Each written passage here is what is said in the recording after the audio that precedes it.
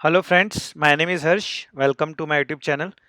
सो दोस्तों, आज के वीडियो में हम लोग डिस्कस करेंगे किस तरह से हम लोग पैडिंग का यूज़ कर सकते हैं सीएसएस में। तो जो पैडिंग होता है वो बेसिकली जो भी अपना कंटेंट होता है उसके पास में जो स्पेस होता है उसको हम लोग पैडिंग बोलते हैं।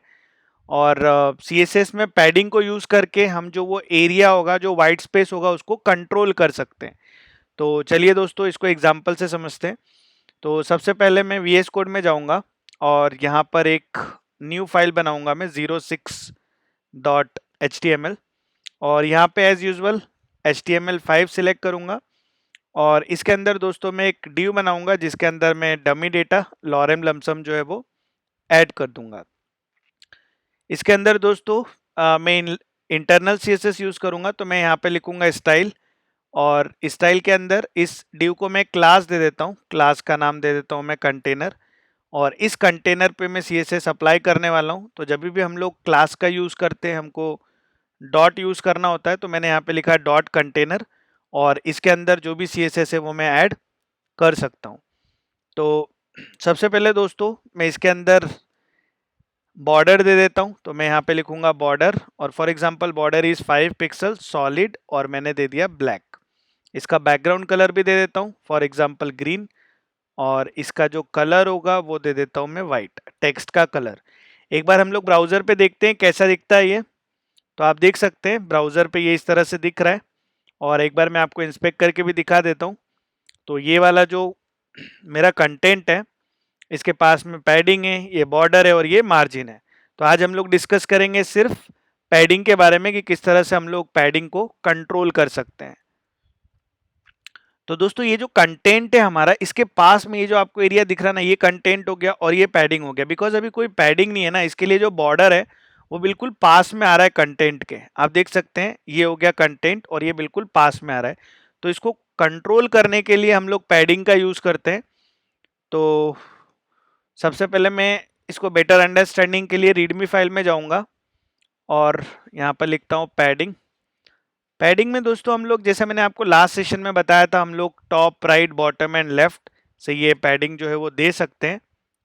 तो अगर मैं यहाँ लिखूंगा पैडिंग, लेट से मैंने लिखा padding 10 px 20 px 30 px and 40 px। तो इसका मतलब ये होगा दोस्तों, ये ऑल जो 4 डायरेक्शन से वहां से लेगा। तो ये टॉप राइट बॉटम लेफ्ट, इसका मतलब हो गया कि ये टॉप राइट बॉटम लेफ्ट से लेगा। मैं इसको ऊपर लिख देता हूं इसके। इसका मतलब जो 10 पिक्सल होगा वो टॉप से होगा, राइट से 20 होगा, देन 30 होगा एंड देन 40 होगा। बट अगर दोस्तों इसको मैंने लिखा पैडिंग, लेट से मैंने यहाँ पर अगर सिर्फ लिखा 10 20 एंड 30 पिक्सल, अगर मैं ये लिखता हूँ इसका मतलब होगा टॉप राइट लेफ्ट और बॉटम। इसका मतलब दोस्तों जो टॉप से लेगा वो 10 px लेगा, राइट एंड लेफ्ट, ये राइट एंड लेफ्ट दोनों तरफ से ये 20 px लेगा और बॉटम से ये 30 px लेगा। इसी तरह दोस्तों अगर मैंने यहाँ पर लिखा, मैं अगर सिर्फ 2 पैरामीटर पास करता हूँ, like for example 10 px and 20 pixel, so इस केस में दोस्तों वो टॉप बॉटम और राइट लेफ्ट से लेगा। इसका मतलब ये हुआ कि टॉप और बॉटम से 10 पिक्सल और राइट और लेफ्ट से ये 20 px लेगा। और लास्ट सेशन में हम लोगों ने ऑलरेडी यूज किया ही था। अगर मैं फॉर एग्जांपल लेट्स से अगर 10 px ऐड करूंगा, तो ये क्या होगा, ये सारे डायरेक्शन से लेगा, फ्रॉम ऑल डायरेक्शन। सो सारे डायरेक्शन से ये पैडिंग जो है वो ले लेगा। तो सबसे पहले दोस्तों मैं ये यूज करता हूँ और देखता हूँ ये टॉप राइट बॉटम लेफ्ट से किस तरह से पैडिंग अप्लाई होता है। तो मैं इसके ऊपर ये पैडिंग जो है वो ऐड कर दूंगा। जैसे ही हम लोग ब्राउजर पे जाएंगे, हम लोग यहाँ देख सकते हैं ब्राउजर पे ये जो पैडिंग है, जो मैंने टॉप दिया है वो 10 है और जो राइट साइड है वो 20 है, बॉटम 30 है और लेफ्ट जो है वो 40 है। ये क्लॉकवाइज है।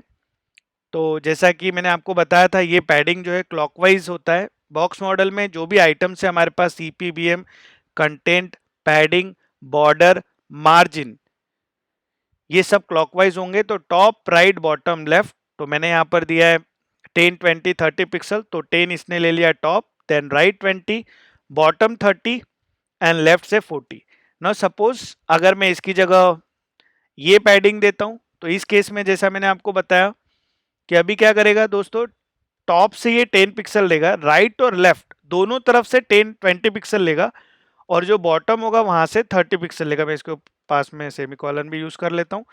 तो आप यहां पर देख सकते हैं बॉक्स मॉडल में टॉप से इसने 10 लिया, राइट एंड लेफ्ट दोनों तरफ से, राइट एंड लेफ्ट 20 लिया, बॉटम से 30 लिया।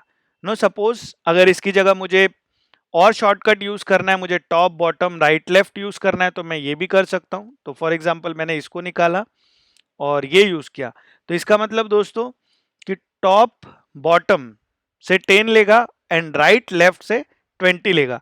तो आप यहां पर देख सकते हैं जो टॉप और बॉटम 10 10 और राइट लेफ्ट से 20 20 हम लोगों ने सिर्फ दो पैरामीटर पास किया। अगर सपोज इसकी जगह मैं लास्ट वाला पास करता हूं, मैं बोलता हूं नहीं, ऑल डायरेक्शन से टॉप राइट बॉटम लेफ्ट मुझे 10 पिक्सल चाहिए, तो बेसिकली क्या होगा दोस्तों कि आप देख सकते हैं चारों तरफ से 10 10 10 10 ले लिया। तो इस तरह से दोस्तों हम लोग पैडिंग को कंट्रोल कर सकते हैं। और अगर 4 डायरेक्शन से देना है तो हम लोग 4 बार पास करेंगे, 3 बार पास करेंगे तो टॉप राइट लेफ्ट बॉटम, 2 बार पास करेंगे टॉप बॉटम राइट लेफ्ट, और अगर सिर्फ इंडिविजुअल पास किया तो वो ऑल डायरेक्शन से ले लेगा। इसके अलावा दोस्तों सपोज अगर आप शॉर्टकट नहीं यूज करना चाहते तो, और अगर आप ऑल डायरेक्शन से देना चाहते तो इसकी जगह दोस्तों हम ये भी कर सकते हैं कि हम लोग इंडिविजुअली पैडिंग लेफ्ट लिखें। पैडिंग लेफ्ट फॉर एग्जांपल मैंने यहाँ लिखा 10 px, और फिर उसके बाद में पैडिंग राइट कर दूं जो कि हमारा है 20 px, देन उसके बाद पैडिंग बॉटम जो कि है 30 px। सो दोस्तों ये हो जाएगा top, so top right bottom and then left. तो इस तरह से हम लोग इसको मैंने कर दिया 40। सो 10 20 30 40 मैं इसको कॉपी कर लेता हूँ और यहाँ पर मैं पेस्ट कर दूंगा। इस कंडीशन में भी दोस्तों आप लोग देख सकते हैं कि जो टॉप है वहां से इसने 10 लिया, राइट से 20 लिया, बॉटम से 30 लिया और लेफ्ट से 40 लिया। तो अगर आपको शॉर्टकट यूज नहीं करना है, अगर आपको इस तरह से नहीं देना है, तो हम लोग इस तरह से भी दे सकते हैं। नो सपोज अगर सेम आपको इसके लिए भी करना है तो हम लोग ऐसा कर सकते हैं कि padding top 10 px, padding right और लेफ्ट 20 है तो यहाँ पर भी हम लोग 20 कर सकते हैं, और पैडिंग बॉटम हम लोग यहाँ पे राइट और लेफ्ट तो हम लोग यहाँ पर 20 दे देंगे, और पैडिंग बॉटम जो होगा वो दे देंगे 30 px।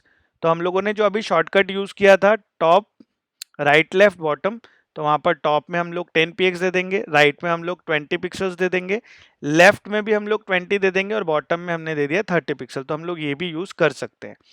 सेम दोस्तों अगर इसके लिए भी यूज करना है तो यहाँ पर हमने लिखा है टॉप बॉटम राइट लेफ्ट, तो मैं एक बार इसको कॉपी कर लेता हूँ टू सेव द टाइम। और टॉप और बॉटम से 10 ने तो टॉप और बॉटम इससे हम लोगों ने 10 कर दिया, और राइट और लेफ्ट से हमने कर दिया 20। सो राइट एंड लेफ्ट से 20 है, तो ये हम लोग लिख सकते हैं। और फ्रॉम ऑल डायरेक्शंस 10 पिक्सल्स, तो इसकी जगह हम लोग ऐसा भी कर सकते हैं कि हम लोग padding top 10, padding right 10, padding bottom 10 और पैडिंग लेफ्ट 10। तो इस तरह से भी हम लोग यूज कर सकते हैं।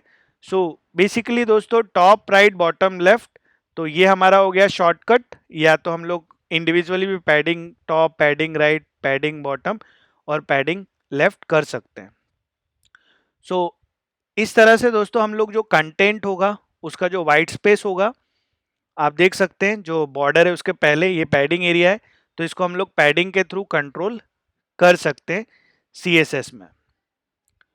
So hope you like this video. Please like करें, शेयर करें एंड सब्सक्राइब करें। Thank you.